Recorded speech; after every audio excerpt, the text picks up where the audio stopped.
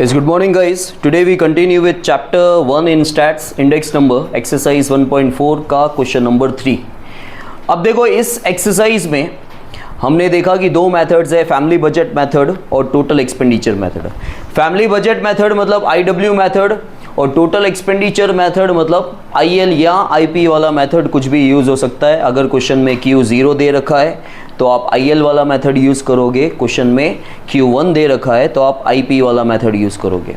ठीक है, लेकिन इसमें भी यूनिट वाला सम है और यूनिट वाला सम वैसा ही है जो हमने IL IP IF वाला यूनिट वाला सम था कि जो प्रोसेस वहाँ पे करते थे सेम प्रोसेस यहाँ पे कि हमको कन्वर्जन करना है प्राइस का.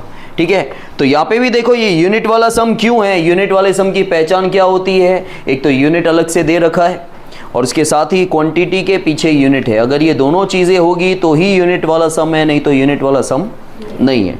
तो we have 5 items over here. हमारे पास 5 आइटम्स दे रखे हैं ABCDE. ठीक है, और ऊपर लिखा हुआ है कि हमको फाइंड करना है cost of living index number मतलब index number by total expenditure method. Total expenditure method मतलब IL वाला फॉर्मूला यूज होगा क्योंकि क्वेश्चन में क्वांटिटी Q0 दे रखा है, Q1 नहीं है. और देखो यहाँ पे 2014 और 2015 है.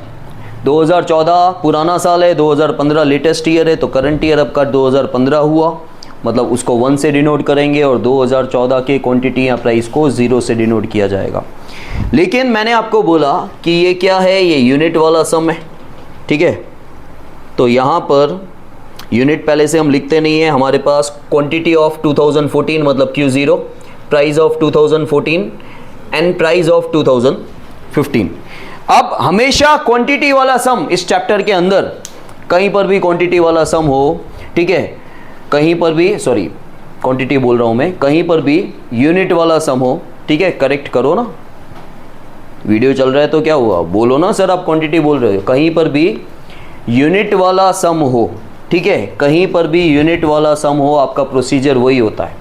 क्या होता है, क्वांटिटी के पीछे से आपको स्टार्ट करना है कि क्वांटिटी के पीछे यूनिट क्या है. ठीक है, फिर वो IL IP वाला हो या यहाँ पे हो, कन्वर्जन वैसा ही होता है, सेम है, कुछ भी चेंजेस नहीं है. अगर आपका यूनिट वाला सम है तो आपको सम स्टार्ट कहाँ से करना है, क्वांटिटी के पीछे चेक करना है यूनिट क्या है. ठीक है, तो आपका क्वांटिटी के पीछे यहाँ पे यूनिट क्या है, kg. 50 kg लिखा हुआ है, 50 हो या 10 हो वो उससे आपको मतलब नहीं है.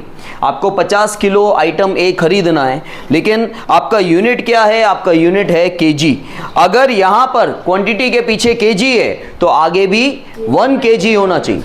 ठीक है, अगर क्वांटिटी के पीछे आपका यूनिट क्या है, kg है, तो आगे भी kg होना चाहिए लेकिन 1 के साथ. क्या लिखा हुआ है, क्विंटल लिखा हुआ है. 1 क्विंटल मतलब कितना किलो होता है, 100 किलो. भाई 100 किलो का भाव दिया हुआ है और अपने को क्या चाहिए, 1 किलो का भाव चाहिए. तो देखो आपको क्वांटिटी तो 50 किलो ही लेना है. 50 के पीछे क्या है, kg. अगर यहाँ kg है तो यहाँ पे भी kg होना चाहिए लेकिन 1 के साथ kg होना चाहिए, बराबर. लेकिन आपका कौन सा kg है, 100 के साथ है, तो आपका जो प्राइस है उसको 100 से डिवाइड कर दो. ठीक है, तो आपके दोनों ही प्राइस को आप 100 से डिवाइड करोगे. वहाँ पे IL IP IF में क्या होता था कि बेस ईयर और करंट ईयर में हम अलग अलग चेक करते थे, बराबर, क्योंकि 2 क्वांटिटी होती थी. यहाँ पे क्वांटिटी एक ही है, तो यहाँ पे 1200 और 1700 को हम 100 से डिवाइड कर देंगे. समझ में आया. वैसे ही जैसे करते थे कि आप क्या करोगे, आप हमेशा पहले कहाँ से चेक करोगे, क्वांटिटी के पीछे यूनिट क्या है. क्वांटिटी के पीछे यूनिट क्या है, kg, तो आगे भी सेम यूनिट होना चाहिए kg. आगे भी kg है लेकिन 100 kg है. एक तो क्वांटिटी के पीछे जो यूनिट है वो सेम यूनिट आगे होना चाहिए लेकिन 1 के साथ. तो आपने चेक किया क्वांटिटी के पीछे यूनिट क्या है, kg है, तो आगे भी kg होना चाहिए. आगे भी kg है लेकिन 1 के साथ नहीं है, 100 kg लिखा हुआ है. मतलब आपका प्राइस जो 1200 और 1700 दिया हुआ है वो 100 kg का प्राइस है और आपको 1 kg का चाहिए होता है. अच्छा, सेकेंड आइटम में आपका यूनिट क्या है, अगेन kg. ठीक है, 18 kg आपको परचेज करना है. अब यहाँ kg है तो यहाँ भी kg होना चाहिए लेकिन 1 के साथ होना चाहिए. लेकिन वहाँ पे कितना kg है, 20 kg है, तो आपका प्राइस 20 kg का दे रखा है. तो आपके प्राइस को 20 से डिवाइड करो. 340 और 380 को 20 से डिवाइड करोगे 17 और 19. ठीक है, इसके बाद थर्ड आइटम में 12 लीटर्स लिखा हुआ है, मतलब आपको 12 लीटर्स, पीछे क्या है, लीटर है, तो आगे 1 लीटर का भाव होना चाहिए, कितने लीटर है, 10 लीटर का भाव दिया हुआ है, तो आपके प्राइस को 10 से डिवाइड कर दो तो आएगा 3 और 4, और जो 3 और 4 है वो 1 लीटर का भाव है ना। अच्छा, इसके बाद 20 पीसेस, 20 के बाद क्या लिखा हुआ है, पीसेस, तो आपको कितने पीस का भाव चाहिए, 1 पीस का भाव चाहिए, लेकिन आगे कितने पीसेस का भाव है, 12 पीसेस का, 1 डजन लिखा हुआ है मतलब 12 पीसेस का है, तो 15 और 24 को आप 12 से डिवाइड कर दोगे। इसके बाद देखो आइटम ई में आपको 14 मीटर्स परचेस करना है, तो ये 14 मीटर है, तो आगे 1 मीटर का भाव होना चाहिए, 1 मीटर का ही भाव दिया हुआ है, देखो 12 और 16, ठीक है। अब क्योंकि ये टोटल एक्सपेंडिचर मेथड है और आपको आई निकालना है, आई का यहाँ पे फॉर्मूला हो जाएगा सिग्मा P1Q0 अपॉन में सिग्मा P0 इंटू IL का फॉर्मूला सेम। अब P1Q0 और P0Q0, P1Q0 17 5 जा 85, 19 इंटू 18 340, 16 14 जा 224, टोटल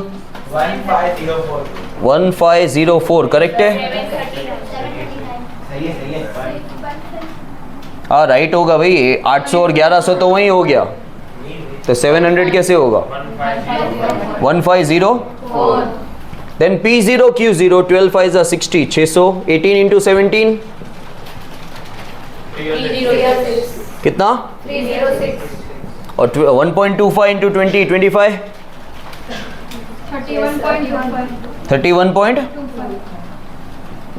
31.25, 16 सॉरी 12 इंटू 14 168, 1141.25, एक मिनट, ये 1.25 इंटू 20 करो तो 25 था ना, तो मैंने वही लिखा था, तुम्हारा कैलसी गलत है, ठीक है। 12 इंटू 16 168 हो रहा है, 168 हो रहा है, जो मैंने पूछा वो बोलो, आप टोटल बोलो 1135, ये सारे नंबर राइट है ना, सो 1505 डिवाइड बाय 1135 इंटू 100 मल्टीप्लाई करके डिवाइड करो, 5 इंटरप्रिटेशन है, नहीं है तो नहीं करने का, हो तो करने का, ठीक है, समझ में आया।